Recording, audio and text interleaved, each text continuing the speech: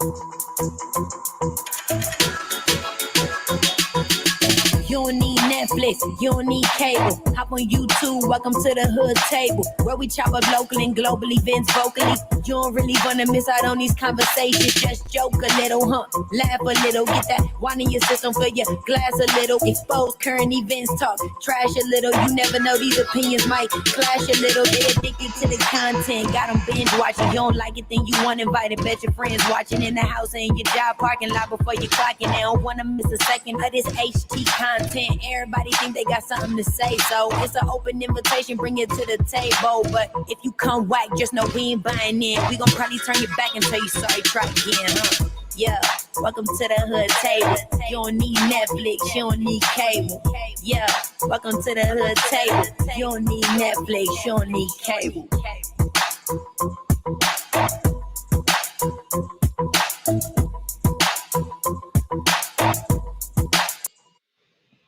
What's up, everybody? Welcome back to the Hood Table one more again. To all my hoodies, subbies, supporters, family, and friends, please come on in and hit that like button and also hit that share button and subscribe to the Hood Table if you're not already subscribed. Please and thank you.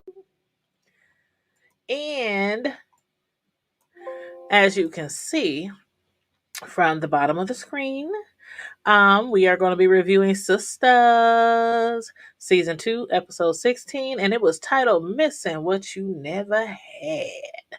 So, if you guys watch the show, please feel free to comment in the comment section any of your thoughts on the storylines, the characters, or anything that I discuss in this review. And again, this is a review only, because I didn't have people hit me up and be like, I thought this was the TV show. I thought this was the actual episode. No, I don't play TV shows on this YouTube channel because I ain't trying to get flagged and get no strikes and stuff like that for any copyrighted materials. It's just a review, honey. But anyway, like, share, and subscribe, and also follow us on Facebook, Twitter, IG, Stereo, and also our website, thehoodtable.com. So let's jump right into this review. Again, it is Sistas, season 2, episode 16, and it was titled "Missing What You Never Had." Now, at the end of the last episode last week, we had saw how Zach had got put over. There was a warrant out for his arrest for credit card fraud, which his ex Karen had put out on him because she assumes that the person who did the credit card charges frauds was her ex Zach because of his criminal background. So this episode started back off with Zach being pulled over and arrested for the warrant they had on him. And the first thought that crossed my mind was if Karen would regret filing charges on Zach if she knew just how he was treated. Child, it really hurt to see the way Zach was handled by that police officer, and the fact that the officer was black, like from a black man to a black man. I don't care what the crime is. Those officers have to know that at any given moment, without their badge and without their gun, they or their loved ones could be treated the same way. Catch that. But that officer, he said he didn't want to turn off his body cam and end up on the news and lose his job from having to shoot some hard-headed bastard. And we all know what that officer meant by that, because how many times have we seen where somebody got beat up or killed by the officer and the camera wasn't on or the camera wasn't working properly? Okay. So, in law, I feel like more and more is not black and white. It's only blue and you. That's just how I feel. But anywho, Fatima, she done made it to Karen's hair salon after making, love all night with Zach in and out the shower. Between Fatima and Zach, her hair was soaking wet and all over the place. And as usual in a hair salon, the ladies started, their little chitter chatter, gossiping and discussing personal business, relationships, all the stuff we probably should not be discussing in a salon. But anyway, Karen was discussing how nice of a man she has, one who'll do anything for her, give her anything, besides sex, that is. Thanks to him being a preacher. And in response, Fatima was mentioning, her man, who she's really feeling as well, even though he might not have it all together yet. Now, once Karen heard that, She said, I once had a man who I had carried for a long period of time, much, much, much too long. And it was at that point that I was like, oh shit, Karen is about to find out that her client Fatima is kicking it with her ex Zach. I just knew Karen was about to burn up all Fatima's scalp, her edges, ears, and all. But instead, Karen, since Karen only had like 45 minutes to whip Fatima's hair back into shape, the relationship conversation is on pause for now. For now. But as far as Danny and Preston, aka Mr. Rodeo, back at Danny's crib, she and Mr. Rodeo were kicking it back and forth, chit chatting, having a little morning coffee and little, chit chat. And suddenly somebody started banging on her door, and I was like, who the hell was knocking on Danny's door that early in the damn morning? And Danny, assuming that it's just the landlady looking for the rent, she tells Preston to go answer the door. Upon answering the door, Preston yelled out to Danny, "It's the butt liquor, Danny." The butt liquor, aka James, the bartender, claimed that he was just in the neighborhood and wanted to stop by and see how Danny was doing. So, in stopping by, while out on a run, James also just happened to have a gift for her as well. And wasn't it cute how Preston suddenly got jealous? Revealing, that just last night he had used his teeth to pull off Danny's panties. He was really trying to make the boy, the butt licker, jealous, and the butt licker was also trying to make him jealous too. They was going, back and forth with their little, tit for tat.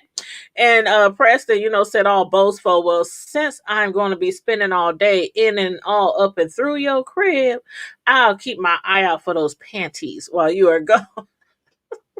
Those two were some fools. I was cracking up. I was really cracking up. I was tickled. But James, he'd have made a painting or some type of artwork or something he'd have made. And then he had the nerve to ask Danny for $45 to cover the cost of the canvas. Like, fool, how you gonna bring her a gift that you chose to make for her and then charge her for $45 for the cost of the canvas? And y'all, Preston didn't know quite how to feel. First of all, right after Danny and Preston got into it, she slept with James the butt licker. Then once Preston came back, they slept together. Then the butt licker shows up the next morning with a gift, a painting or some type of artwork that he'd have made for Danny. And Danny didn't want to have nothing to do with the piece of art. But Preston, on the other hand, he was thinking that, the least you could do for somebody who licked your butt is open up the gift that they gave you. Y'all, I'm telling you, those three had me cracking up. I was hollering. But Danny, she's really feeling Preston, as we already knew. And we can tell, from her phone conversation with Sabrina. And it also seems as if Sabrina's feeling somebody as well, and it ain't Calvin. Now, last episode, I had asked y'all, which one do you think is more interested in Jacoby? Sabrina or Maurice or both? And I also asked y'all, what do you think might happen if Sabrina and Maurice were indeed both interested in that new teller, Jacoby? Mm-hmm. And wouldn't it be crazy if he was bisexual and ended up kicking it with the both of them? Mm-hmm. Behind the scenes. Mm-hmm. That Jacoby, he is so interested in Sabrina that he offered to quit his job. Well, not quit his job, so that he can take her on a date. But Sabrina not wanting to shit where she eats, which is what I suggest to most people. Said she couldn't go out with him because she's his boss. So without thinking, Jacoby offered to transfer to another bank. And I was like, come on, man, you ain't been there but a hot ass minute and you willing to switch locations, transfer jobs to date somebody you hardly even know? Get the hell out of here. Get the hell out of here, boy. But you better keep your job, shoot. But for now they ain't doing nothing because cock blocking Maurice done strolled up there talking about who's doing what and where, being all nosy and shit. He was looking at Sabrina like, don't even try it, bitch. Bitch, don't even try it. Maurice said he got his eye on Sabrina. Like, I see you, bitch. Don't even try. But to Andy and Gary. After arriving at work while walking, underground through the underground garage, from her car, Gary came out of nowhere, approaching Andy. And unlike the last time when he was trying to force her into his car, this time he was more apologetic and letting her know that he's moving out of town. Andy was like, okay, good luck with your move. I holla. Gary didn't Gary didn't like the sound of that. And I think, well, I guess, what he was expecting was for her to fall into his arms and beg him to stay, because she can't live without him. But has Andy really come to her senses, y'all? Like, even after Gary acknowledged, that what he did was wrong, and he was expressing how much he's still in love with her, she wasn't taking the bait. She was not taking the bait at that moment. And Gary, not believing that Andy could just walk away so easily, said, "Is that it? You mean to tell me that there's no chance of us working it out?" Andy was like, "Hell to the no, no. Take your ass to Boston and find somebody else to treat like shit, because it won't be me. Not again." But this man, he done committed crimes, and he done persuaded her to put dirty money in her bank account. He tried to move her out to the country to isolate her from her family and friends. Then he leaves her passed out with bruised ribs. But he want another chance. I'm starting to believe that he's really not moving out of town. Do y'all really think Gary is going to move out of town? I highly doubt it. I highly doubt it. And I don't know how far Gary might have gone in that garage had not Fatima walked up. So thank God for that, because I don't know. He don't like to take no for an answer. You know what I'm saying? But then, once Andy had arrived at work, she had an entirely different attitude. Needing some understanding, she asked Paris's mother, Miss Irene, for a little relationship advice. And basically, as far as the advice, bottom line is, or at least what I believe is, was that Andy needs to figure out what she really wants and what she really needs. Miss Irene also told her that Andy was missing what she never had. And she was like, okay, Miss Irene. Miss Irene, she had me so damn confused, y'all. She was talking in riddles. For a minute, she was talking in riddles and she was going round and round in circles and shit.